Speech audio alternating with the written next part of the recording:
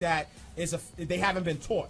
You got to think about it. Just because somebody got money don't mean that they smart. You know what I'm saying? I've had the same education, and I just know these things. But you got to know, like, a lot of times when you from a certain background, like when you from the hood, you know what I'm saying? Like you value certain things. You know what I'm saying? So you think about a dude that don't have no money, and he don't, you know what I'm saying? He don't have food in his refrigerator. The first thing he do is he fresh though. You know what I'm saying? He don't got no food, no furniture, but he fresh. Yeah. So what happens when you give him money? He not gonna say, "Oh, I got money now. I'm gonna be a little smarter." Nah, he's the same dump. You know, he's the same dude. Yeah, I understand. You know what I'm saying? With money now, and I think that's what it is. I think it's about them getting educated and not thinking because they got money. Because we see this all the time. We see, you know, people who win the lottery go bankrupt. We see celebrities, go bankrupt. You know what I'm saying? Like, so we see this all the time. So money isn't the answer. It's about, like, educating mentality. yourself. Absolutely. Like your book, Mind you right, have to money have right. your mind right. Exactly. Absolutely. Let's bring it down to people that are not in the market to buy a Dunkin' Donuts, because I sure as fuck do not have $750,000. Oh, yes, we will. We will have that. Okay.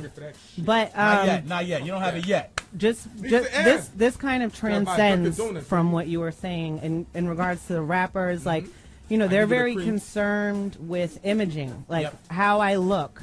Do I look like the richest rapper? Do I look like a big boss man? Right. And it's trickling down to the normal people, because I'm hearing kids like, I can't work at Foot Locker. What happens if somebody sees me? Right. I'm like, you're getting a job.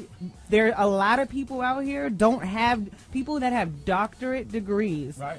Do not have jobs. Like, it's that fucking real. Fucked up out here. What do you say to those people that are like, you know, have this idea that they're way bigger than they're actually worth? I think first and foremost, I think that's on the rappers, and they shouldn't do that, but that's part of their business. You know what I mean? Because you know, I think that they have to portray this this personality in order to sell records, because people wouldn't buy records from them if they didn't. But what the young people need to understand is that that's all it is. This is like, you know, being a rapper is just like being an actor or actress. Is just like, you know, playing in wrestling. You know what I'm saying? Like, it's all a front. It's all a facade. Like, I know for a fact, I know rappers who had big names and was still couldn't afford to buy certain cars or do certain things, and you would think that, you know, they will be able to do that. You know what I mean? So I think that what people need to understand is that first and foremost, that the rapper does not just wake up and they're successful.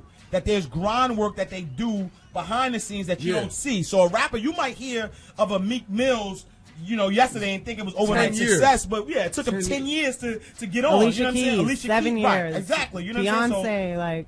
So I definitely think that you know, it's disillusion, because all people pay attention to are these successful people. They don't pay attention to the person while they're on the come up. So I think that what young people need to understand is that there's no such thing as an overnight success. You might have seen it overnight, but trust that person was grinding. That person, you know, slept 2 hours, 1 hour. You know what I'm saying? Like, the person was on their grind. And they got to understand that it's all for show. There are tons of broke rappers out here. Broke rappers with names, too. Yeah, a lot of them. A lot of them, yeah. What do you think is, like, the cultural difference that makes, like, in the white community, white rich people look like homeless bums, and they don't even want anyone to know they have money. Right. Because I think it's a priority thing as well. You know what I mean? Because what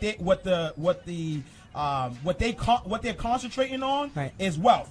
It's wealth building. So somebody who has money don't want to show you they have money, because their priorities in order. They have property, they have a 401k, they have, you know, good credit, all of that good stuff. You know what I'm saying? But it's when you have that lack, you want to show it off. So when you don't have money, you want to have a $300 pair of sneakers. You want to have, you know, a $200 belt.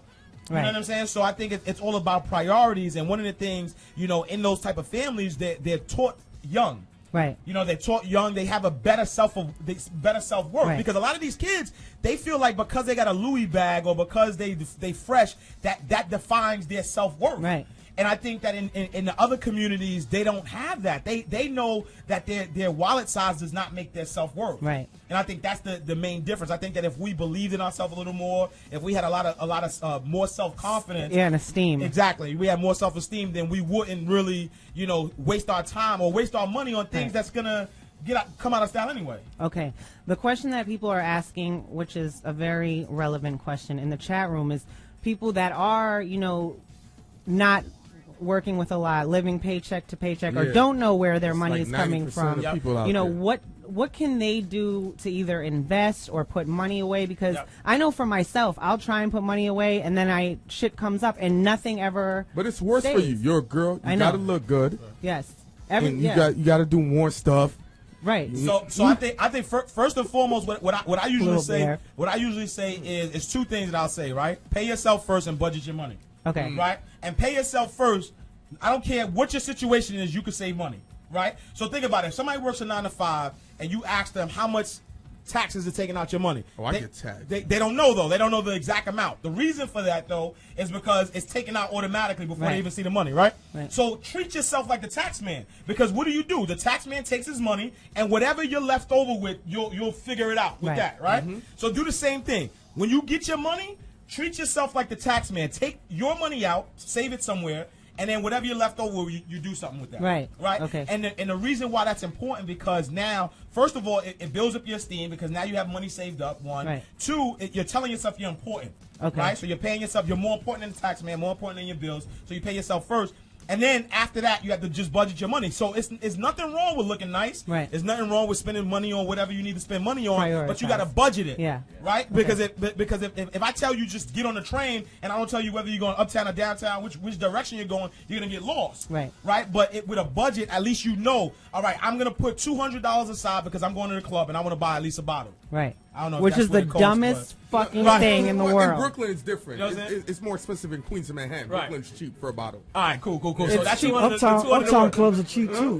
They're doing 2 for $50 bottles in Uptown. Like, uptown. Yeah. All right, let me ask you, because we got to close out. Ash Cash is in the building. Make sure you pick up the book, Mind Right. Mind Right, Money Right, 10 Laws of Financial Freedom. It's actually available on Kindle for 99 cents. I need y'all. I'm number 14 on the bestsellers list for personal finance books. So I don't care what you're doing. You can get Top 10. Whether you even have a Kindle or not. Go on your BlackBerry, your iPhone, whatever. Buy it for 99 cents. I guarantee it will change your life. If you want the paperback is available $9.99. Amazon.com. And follow Ash Cash on Twitter. Yep, it's I am Ash Cash on Twitter. The website is IamAshCash.com. Okay, my last question, because I go through this myself. What's up? Banks. Yep. Okay, what is the best bank account or bank rather for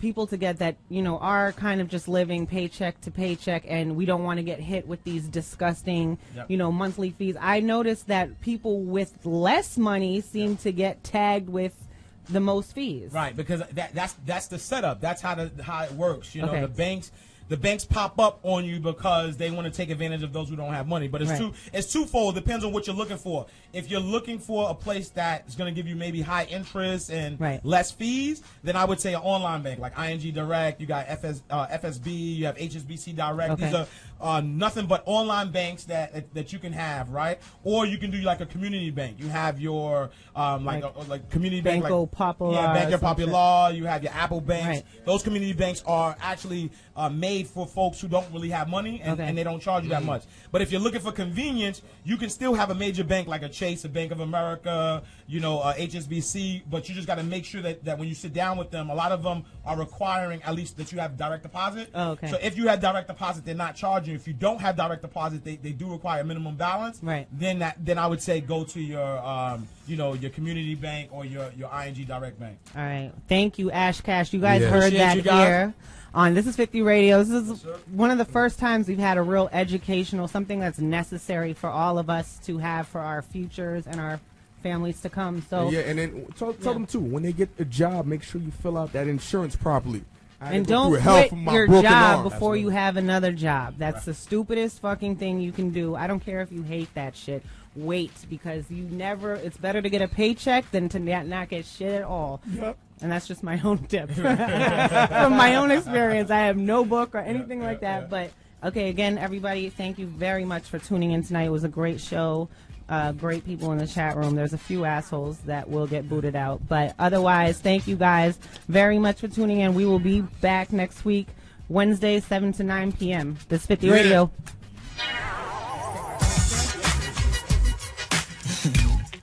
Yo, turn me up in the headphones. Like that? Yeah.